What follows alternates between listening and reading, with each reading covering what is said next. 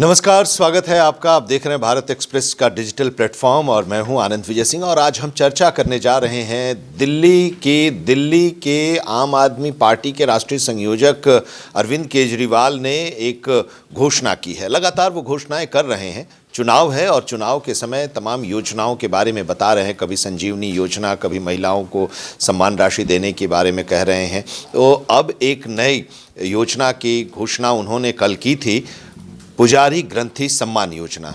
इस योजना के तहत मंदिर के पुजारियों और गुरुद्वारा के ग्रंथियों को 18,000 रुपये प्रति माह सैलरी के तौर पर सम्मान राशि दी जाएगी। और जब ये घोषणा उन्होंने की तो जाहिर है उसके बाद से सियासत भी शुरू होनी है। आलोचनाएं भी हो रही हैं। पूछा जा रहा है कि कहां से पैसे लाएंगे, कैसे देंगे। अचानक चुनाव के समय उन्हें पुजारियों की सुध कैसे आ गई, ग्रंथियों की सुध कैसी आ गई। और आज कनॉट प्लेस के प्राचीन हनुमान मंदिर से रजिस्ट्रेशन की शुरुआत अरविंद केजरीवाल करने वाले हैं पुजारियों के लिए, और गुरुद्वारा के ग्रंथियों के रजिस्ट्रेशन की शुरुआत मुख्यमंत्री आतिशी कर रही हैं करोल बाग गुरुद्वारा से। आज इसी पर हम चर्चा करने जा रहे हैं और हमारे साथ दो खास हमारे वरिष्ठ सहयोगी हैं।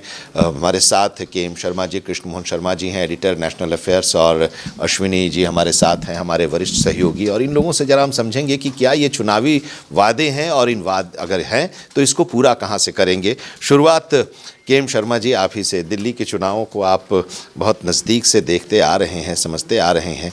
जो घोषणाएं हो रही हैं और ये जो घोषणा है, ये घोषणा आप इसको किस रूप में ले रहे हैं, किस तरह से इसका विश्लेषण करेंगे? देखिए, अरविंद केजरीवाल एक पार्टी के संयोजक के नाते जो कर रहे हैं वो कोई भी वही करेगा। जो मैं अगर होता तो मैं भी वही करता। लेकिन सवाल ये है कि जनता कितना भरोसा कर रही है, क्योंकि बहुत सारे ऐसे लोक लुभावन वादे किए गए कि मैं स्टूडेंट्स को वाईफाई फ्री दूंगा, महिलाओं को 24 घंटे सुरक्षा दूंगा, बस मार्शल दूंगा। उन्होंने ये भी कहा कि जहाँ पे झुग्गी है वहीं पे मकान दूंगा, हर ज़िले में एक अस्पताल और एक स्कूल बनवाऊंगा। उन्होंने ही कहा था कि हम लोकायुक्त लाएंगे। लोकायुक्त पे ये सरकार आई थी और लोकायुक्त अभी तक नहीं है दिल्ली में, एसी भी नहीं है हमारे पास। दूसरे के घर में आप करप्शन की जांच करते हो, सबसे ज़्यादा करप्शन आपके यहाँ है। ये नहीं कह सकता मैं कि बाकी लोग जो है वो बिल्कुल ईमानदार है, लेकिन जो पकड़ा जाए वो चोर, जो नहीं पकड़ा जाए वो ईमानदार। तो कोर्ट ऑफ लॉ में आपको दोषी पाया गया है।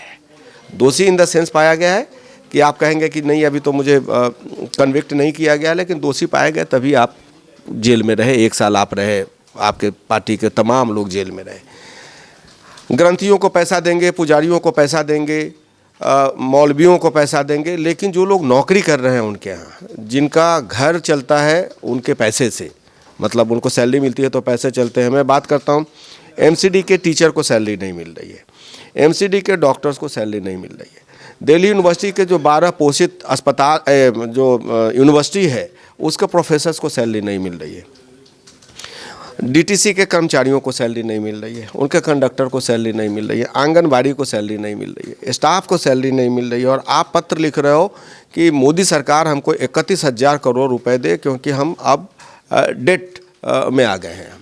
तो ऐसे में आप योजना कुछ भी करो वही वादे हैं, वादों का क्या।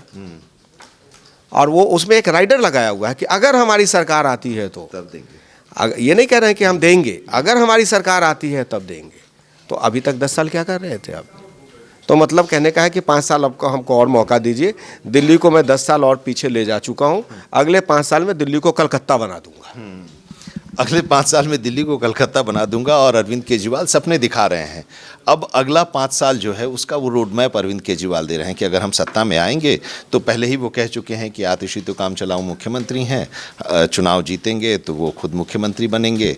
और अब वो हिंदू कार्ड खेलने की कोशिश, हिंदू और सिख जो हैं उन लोगों को अपनी तरफ आकर्षित करने के लिए, क्या आप इसको चुनावी वादे के तौर पर ही देख रहे हैं? नहीं, देखिए, बिल्कुल ये चुनावी वादे के तौर पर ही है। याद कीजिए केजरीवाल का जो मतलब जब जन्म हुआ राजनीति के सियासत का, तो अन्ना हजारे के आंदोलन से होता है। और अन्ना हजारे किस तरीके से आंदोलन करते हैं और किस तरीके से आज जो कि संदीप दीक्षित ने भी सवाल उठाया कि जो मेरे ऊपर या मेरी माँ पे आरोप लगाया है उसके सबूत अभी तक नहीं दे पाए केजरीवाल। तो केजरीवाल कहीं ना कहीं मुझे लग रहा है कि जैसे बीजेपी का जो कुचक्र है बोल सकते हैं, एक सियासी वो भी करते हैं, तो उसमें कहीं ना कहीं ये भी फंसते आ रहे हैं। अब बीजेपी को मौका मिल गया कि चुनावी हिंदू करार दे दिया इनको। अब केजरीवाल चुनौती दे रहे हैं कि बाकी राज्यों में आप हिंदुओं के लिए, पुजारियों के लिए काम कीजिए, ग्रंथियों के लिए काम कीजिए। तो मुझे लगता है कि जो आम जनता है उसको बेसिक चीज़ चाहिए। अगर ये फ्री बिजली की बात कर रहे थे, ठीक है, स्वास्थ्य की बात करते हैं, ठीक है, शिक्षा की बात करते हैं, ठीक है, ये कौन सा तुक है कि आप कहें कि हम आपको बैठे बैठे पैसे देंगे। और जैसा कि केएम जी ने बताया कि तमाम जो संस्थाएं हैं वो सैलरी नहीं दे पा रही हैं। जब हमारे पास सैलरी देने के लिए पैसे नहीं हैं तो सवाल तो उठेगा ही ना कि आप कैसे आप कह सकते हैं महिलाओं को आप 1000 देंगे, जीतने के बाद 2100 देंगे, या तमाम जो बुजुर्गों के लिए योजनाएं ला रहे हैं। ये कोई भी पॉलिटिकल पार्टी हो अगर चुनाव के पहले करती है तो वो तो सवाल उठेंगे ही, और इसका सवाल का जवाब देना पड़ेगा केजरीवाल को कि आखिर ऐसा क्या नौबत आ गया कि केजरीवाल जब सियासत में आए तो एक ईमानदार छवि के तौर पे जाने जाते थे। ऐसी क्या मजबूरी होगी कि 10 साल में एकदम चुनाव के ठीक पहले इनको पुजारियों को देने की योजना पड़ गई। क्या कहीं ना कहीं इनका जो एक समीकरण था राजनीति का वो कहीं भटक रहा है? क्या केजरीवाल के अंदर एक भय है कि क्या होगा मेरा परिणाम? अगर आपको अपने काम पे बहुत भरोसा था तो मुझे नहीं लगता कि इस तरह की योजनाओं की ज़रूरत थी इनको, और ऐसा योजना दे के इन्होंने कहीं ना कहीं एक पार्टियों को मौका भी दे दिया है बोलने का। लोग लुभावन वायदे बहुत चलते हैं चुनाव के दौरान, और उसी क्रम में इसको भी देखा जाए।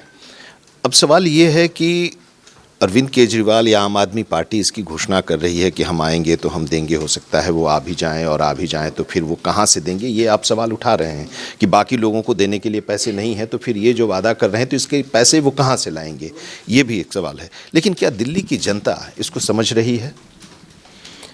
दिल्ली की जनता क्या समझ रही है ये तो कहना मुश्किल है, लेकिन पास्ट अगर उनका इतिहास देखिए तो कभी प्याज के दाम पे भी सरकार बदल चुकी है सरकार, उसके बाद फ्री बिजली पानी के नाम पे भी बदल चुकी है, फ्री वाईफाई के नाम पे बदल चुकी है। जीवन में कुछ भी फ्री नहीं होता, कुछ भी फ्री नहीं है।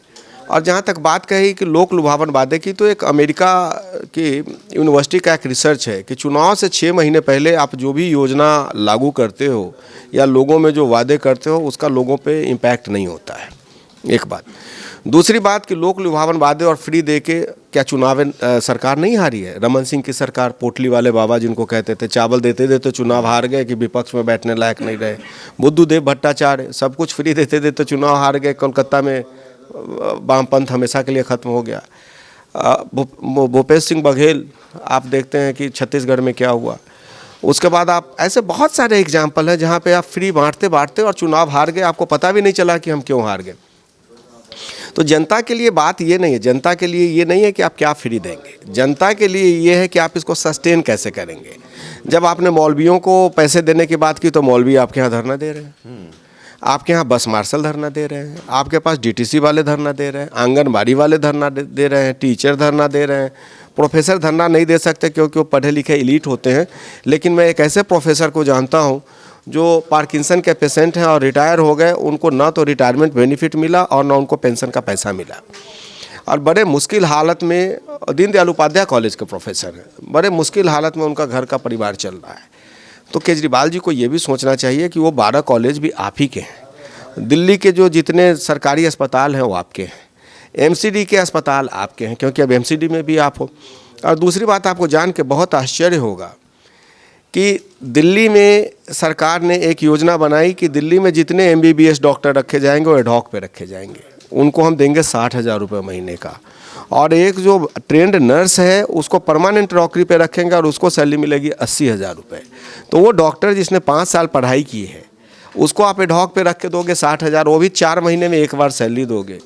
और जो वहाँ पे परमानेंट आपके जॉब में एक नर्स है उसको आप 80,000 रुपये दोगे। तो ये तो देखने की बात है कि अंधेर नगरी चौपट राजा। ये जो सब चल रहा है अब इससे, अब देखिए इसमें अब रजिस्ट्रेशन का भी काम शुरू हो रहा कि ठीक है हम अब चुनाव में जीतेंगे और आएंगे तो फिर हम इस सम्मान राशि को लागू करेंगे, तो उस समय तो ये आपको क्या लग रहा है कि जो रजिस्ट्रेशन की प्रक्रिया वो शुरू कर रहे हैं कि अपने खुद आज वो हनुमान मंदिर से पुजारियों के लिए और ग्रंथियों के लिए आतिशी करोलबाग गुरुद्वारा से, इसका क्या मतलब, क्या आप ठोस बनाना चाह रहे हैं, आधार ठोस बनाना चाह रहे हैं? नहीं, बिल्कुल आधार अपना ठोस बनाना चाहते हैं। और वो जो कहीं ना कहीं मैंने कहा कि एक जो आत्मविश्वास केजरीवाल जी का रहा वो डगमगाता दिख रहा है। क्योंकि देखिए फ्री की जो पॉलिटिक्स होती है, मुझे याद है कि रमन सिंह ने जो बात हुई 50 लाख मोबाइल बांटे थे चुनाव के समय, फिर भी रमन सिंह की सरकार चली जाती है छत्तीसगढ़ में। तो जनता देख रही है, जनता समझ रही है। अभी जो इन्होंने ऐसा वादा कर दिया कि हम चुनाव जीतेंगे तो देंगे, तो कहीं ना कहीं मैं जो केजरीवाल की राजनीति को देख रहा था शुरू से, मुझे भी बड़ा झटका सा लगता है। इस बार का चुनाव बाकी चुनाव से टफ हो गया है। बिल्कुल बिल्कुल बिल्कुल एकदम कठिन है, क्योंकि देखिए एमसीडी में भी आप हैं, आप पार्टी है, तो जनता तो सीधा आप सवाल करेगी ना कि आप सीएम हैं, एमसीडी में हैं, हमारी गलियां कैसी हैं, क्योंकि पार्षद का जिम्मेदारी होती है। अब आपके पास बहाना भी नहीं है कि बीजेपी है, तो आपने क्या कार्य किया उसका अवलोकन करेगी, और इसकी जो ज़रूरत पड़ गई तो कहीं ना कहीं जनता भी अब देखना होगा क्या रुख लेती है। इस तरह के जब पॉलिसीज जब लाए जाते हैं या घोषणा की जाती है, तो क्या ये ज़रूरी नहीं होना चाहिए, जैसा कि सर भी बता रहे हैं, केम सर भी, कि पैसे हम कहाँ से लाएंगे ये भी बताएं, क्योंकि उनके लिए तो अभी मौलवियों के लिए जो पैसा है तो खैर उनका तो वक्फ बोर्ड से आता है, तो उनका एक ज़रिया है, लेकिन वहाँ से भी पैसा नहीं आ रहा है कि हम उनको सैलरी दें, और ये तो खुद अपने पास से सैलरी देनी है। तो इसका क्या होना चाहिए कि सरकारें अगर इस तरह की घोषणाएं करती हैं तो वो बताएं कि हम पैसा कहाँ से लाएंगे, बाकी हम अपने जो एम्प्लॉयज़ हैं उनको हम नहीं दे पा रहे हैं और हम नए वादे कर रहे हैं। बिल्कुल बताना चाहिए, सरकार किसी की भी हो, क्योंकि जनता का पैसा है, जनता के पैसे को ही लगाएंगे। तो भाई बहुत सारे डिपार्टमेंट हैं, जैसा कहा आपने कि सैलरी नहीं मिल रही है, जो बेसिक वादे किए वही नहीं पूरे हो रहे हैं, तो अब नया वादा लाद देना तो कहीं ना कहीं तो पूरा एकदम बोझ बढ़ता है। तो सर अगर केजरीवाल जैसे नेता, अगर इनको एक विकल्प के तौर पे कभी देखा जाता था कि एक बड़े लीडर हैं बनेंगे, तो आज क्या मजबूरी बन गई कि आप, जैसा कि हिंदू चुनाव के समय इनको हिंदू बोला गया कि मौसमी हिंदू जैसा कह रहे हैं, और उसी पे ये भी हिंदू, और दूसरा ये भी उकसा रहे हैं कि हम चुनौती देते हैं कि 18-20 जितनी भी राज्य हैं आप पुजारियों को फ्री में दीजिए। तो फ्री में कोई भी सरकार अगर देती है तो लोड तो आ ही रहा है, आप कैसे दे पाएंगे? तो कहीं ना कहीं वो विचार बनना चाहिए और कुछ ऐसा दिशा निर्देश जरूर आना चाहिए। राजनीतिक दल कोई भी हो, फ्री की पॉलिटिक्स बंद होनी चाहिए, क्योंकि मेरा मानना है कि अगर आप फ्री बहुत ज़्यादा देते हो तो लोगों के सामर्थ्य को मार देते हो, उनकी जो क्षमता है वो मार देते हैं। कोई भी योजना अगर फ्री में आती है तो जो व्यक्ति है उसकी एक आदत सी हो जाती है, तो फिर एक अचानक से एक लोड आता है तो फिर वो एक विद्रोह दिखता है। तो सरकार किसी की हो उस पर चिंतन करके ऐसा कुछ करना चाहिए ताकि ये इसकी ज़रूरत ना पड़े फ्री की, आप चुनाव जीतेंगे तब देंगे, ये तो एक लालच की बात हो गई। तो इस तरह का ये परंपरा सही नहीं है हमारे देश के लिए। चुनाव से पहले अगर हम बात करें 2014 की, तो अरविंद केजरीवाल बनारस गए, प्रधानमंत्री के उम्मीदवार नरेंद्र मोदी थे, वहाँ से बीजेपी के उम्मीदवार उनके खिलाफ चुनाव लड़ने के लिए, और गंगा में डुबकी भी लगाए। उन्होंने कहा कि 2025 तक हम यमुना को स्वच्छ कर देंगे और हम डुबकी लगाएंगे, और अभी जो यमुना की स्थिति है वो हम देख ही रहे हैं। तो एक भरोसा भी पैदा करना होता है। अभी इसी मामले पर हमारे सहयोगी वहाँ बात कर रहे थे मंदिर के पुजारी से, उसी कनॉट प्लेस के मंदिर के पुजारी से, और उन्होंने कहा कि मुझे विश्वास नहीं है, भरोसा नहीं है, वादे कर रहे हैं देने का लेकिन हमें भरोसा नहीं है और ये हो नहीं पाएगा। देखिए, आपने कहा कि बनारस गए थे, बनारस क्यों गए थे? क्योंकि बनारस में काफ़ी संख्या में मुसलमान हैं, और उन्होंने जाके ये कहा था कि अगर मोदी को कोई हरा सकता है तो यहाँ के मुसलमान हरा सकते हैं और मैं हरा सकता हूँ। उसका फ़ायदा उनको मिला कि तमाम चुनाव में उनको मुसलमानों ने दिल खोल के वोट दिया। पिछले चुनाव में मुसलमान जो है वो अलग हो गए, मुसलमान ने कांग्रेस को वोट दिया, और कांग्रेस के वोट देने का नतीजा हुआ कि कांग्रेस का वोट परसेंट जो पिछले चुनाव में 4.5 था वो बढ़ के करीब 10% हो गया। केजरीवाल जी की दिक्कत ये नहीं है कि वो पुजारी को पैसा देंगे कि आपको पैसा देंगे कि मुझे पैसा देंगे, उनको दिक्कत ये है कि जो एक दिल्ली में करीब 8% जो मुसलमान हैं उसमें से करीब 70% मुसलमान चिटक के कांग्रेस के साथ चले गए हैं। तो वो 8% मुसलमान में से अगर 70% चिटक के चले जाते हैं तो 5% मुसलमान अगर चिटक गए तो वो वोट कहाँ से आएगा हमारे पास? तो वो अब डोरा डाल रहे हैं कि हमें हिंदू वोट देंगे। हिंदू आपको वोट दिया तभी आप सरकार में आए, लेकिन हिंदू भाई ये समझ गए कि आपने रोहिंग्या को बसाया, आपने जब कोई टेररिज्म में अगर लोग मारे गए तो आपने जाके वहाँ पे रोना रोया, आपने कहा कि सरकार नहीं कुछ कर पा रही है। सवाल यह है कि सरकार ने आपको 10 साल काम करने का मौका दिया। शीला दीक्षित भी मुख्यमंत्री थी, कभी नहीं कहा कि केंद्र सरकार से उनका कोई विरोध है। मदन लाल खुराना हुए, सुषमा स्वराज हुए, आप ही को विरोध क्यों हुआ? आपको विरोध इसलिए हुआ क्योंकि आप दिल्ली के पैसे को ले जाके देश में लगाना चाहते हो, चाहे गोवा में हो, चाहे पंजाब में हो, चाहे छत्तीसगढ़ में हो। सवाल है कि आप लोगों को खूब पैसा दीजिए, घर बैठाए, मैं भी एक घर किराए पे ले लेता हूँ, मुझे भी आप 20-30 हज़ार रुपये महीने का दीजिए। लेकिन सवाल ये है कि फिर टैक्स पेयर को कह दीजिए कि दिल्ली में जो भी नागरिक है उससे हम टैक्स का पैसा नहीं लेंगे, ना हम टैक्स का पैसा लेंगे, और उसके बाद जो सरकारी खर्चे से जो पैसे चलते हैं हम गरीबों में बांटेंगे। तो पैसा किसका है? पैसा आपका और हमारा है, जो 14 घंटे और 16 घंटे नौकरी करते हैं। बांटा कहाँ जा रहा है? गरीबों में बांटा जा रहा है। हम गरीबों को देने के खिलाफ नहीं है, लेकिन गरीबों को उतना ही दीजिए जिससे देश की इकोनॉमी आगे बढ़े।